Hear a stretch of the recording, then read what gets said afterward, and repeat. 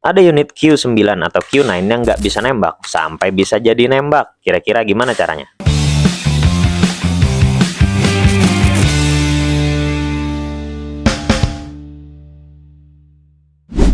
Halo Airsofters dan selamat datang kembali di Hound Trauma. Oke, kali ini gua punya unit ZST Q9 atau Q9 yang lagi ada trouble nih.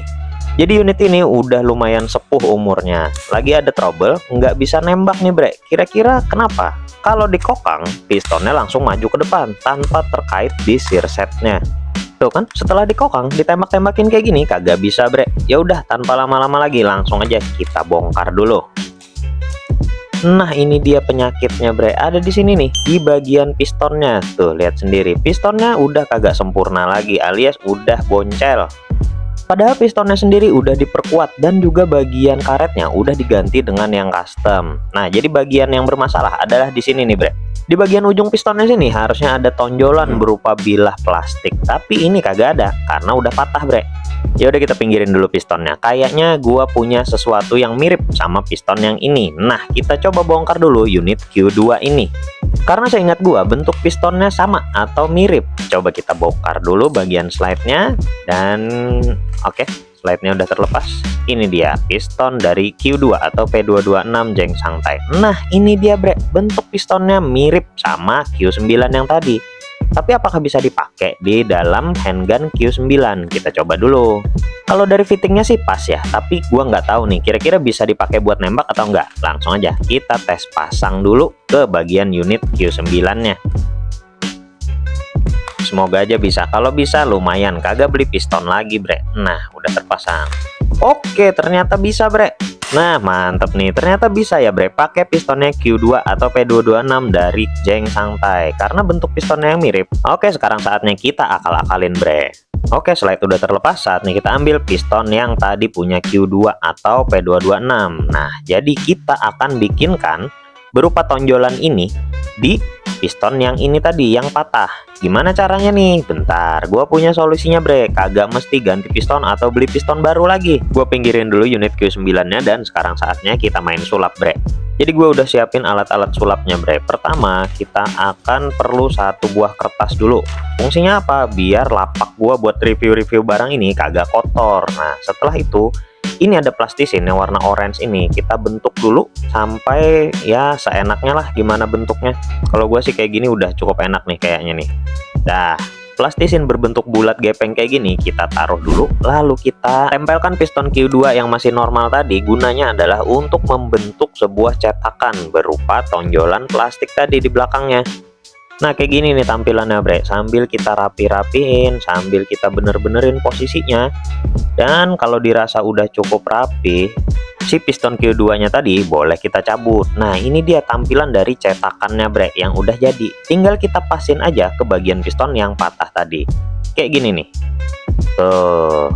Lalu langkah selanjutnya kita taruh di permukaan yang datar sambil dirapi-rapiin lagi cetakannya. Nah, bagian selanjutnya yang kita perlukan adalah sebuah soda kue bre. Soda kuenya mau merek apa aja bebas, tapi gua pakai yang ini nih. Dan juga jangan lupa lem Korea. Dan sekarang saatnya kita main sulap. Oke, jadi bagian yang kosong ini, cetakan yang udah kita buat tadi akan diisi dengan soda kue ini bre. Jadi fungsi dari si soda kue ini bre, dia akan mengisi kekosongan rongga yang tadi diciptakan oleh cetakan dari piston Q2 itu tadi bre. Oke, langsung aja kita taburin.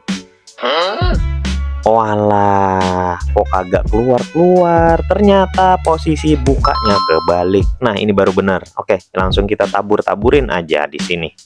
Oke, lalu setelah kita taburin, langkah selanjutnya adalah dirapihkan atau dirata-ratakan nih di bagian cetakannya.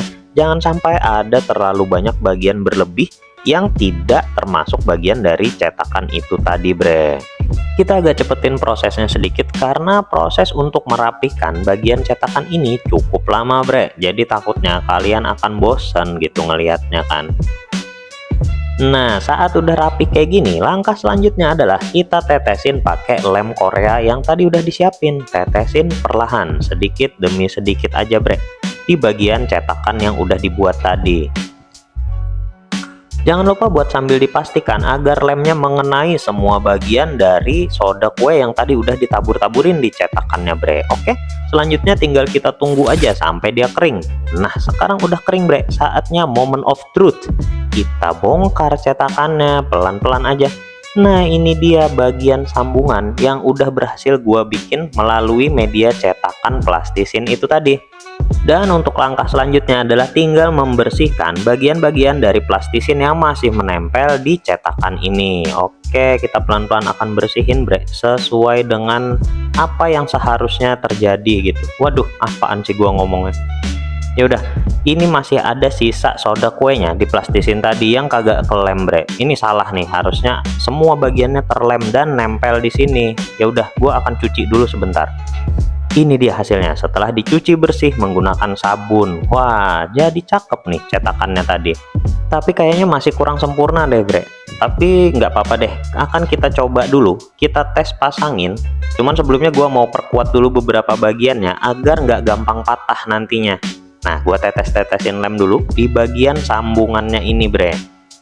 Netesin lemnya mesti hati-hati, jangan terlalu banyak, jangan sampai melebar. Tuh, gua sampai ngelebar ke samping-samping bagian pistonnya, cuman kagak apa-apa, masih nggak akan mengganggu dari mekanisme piston ini sendiri. Oke, kita cepetin sedikit. Ini gua tambah-tambahin bubuk dari soda kue yang masih tersisa. Oh, siap. Sekarang saatnya kita pasang.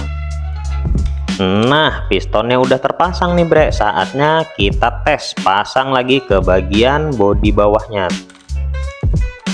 Tinggal dipasangin doang kayak gini, ya dirakit seperti biasanya lagi, bre. Oke, sekarang saatnya dikunci slide-nya dan langsung kita coba. Nah, sip, bisa berfungsi lagi, bre. Wah, tapi cuman sekali dia langsung patah. Nah, langsung rompal lagi tuh bagian yang tadi disambungin. Ini emang prototipe kagak sempurna, bre. Tuh, masih patah lagi dia. Ah, gimana sih? Ya udah, gua akan coba akalin lagi menggunakan metode yang sama, tapi kali ini akan lebih lama lagi prosesnya. Jadi gua nggak akan rekam di kamera, nanti hasilnya langsung gua tampilin aja. Nah, ini dia hasilnya setelah gua bikin prototipe kedua dengan proses yang lebih panjang dan lebih lama daripada yang tadi. Jadi tulangannya gua bikin lebih kuat dan lebih tebal. Apakah ini akan bertahan? Langsung aja kita akan pasangin ke bagian slide-nya lagi. Untuk hasil percobaan yang kedua ini rasanya lebih kokoh dan lebih kuat gitu, bre. Apakah ini akan bisa bertahan cukup lama? Tapi metode ini, bre, jangan sampai digunakan untuk selamanya ya. Ini untuk sementara doang. Langkah terbaik sih tetap ganti piston. Oke, kita coba. Nah, bisa berfungsi, bre. Langsung kita coba lagi. Yang tadi sih nggak bertahan 2 kali ya. Nah, yang ini udah bisa bertahan 2 kali, bre. Dan kita cek kondisi dari sambungannya tadi kayak gimana. Wow, masih kuat dia, bre. Masih bisa bertahan walaupun udah 2 kali gua coba kokang tadi ya. Tuh, masih baik-baik aja kondisinya. Jadi kesimpulannya, bre, metode ini bisa digunakan sementara menunggu piston yang lu order belum datang. Jadi masih bisa tetap dimainkan unit yang rusak ini. Akhir kata gua ucapkan wassalam dan semoga bermanfaat.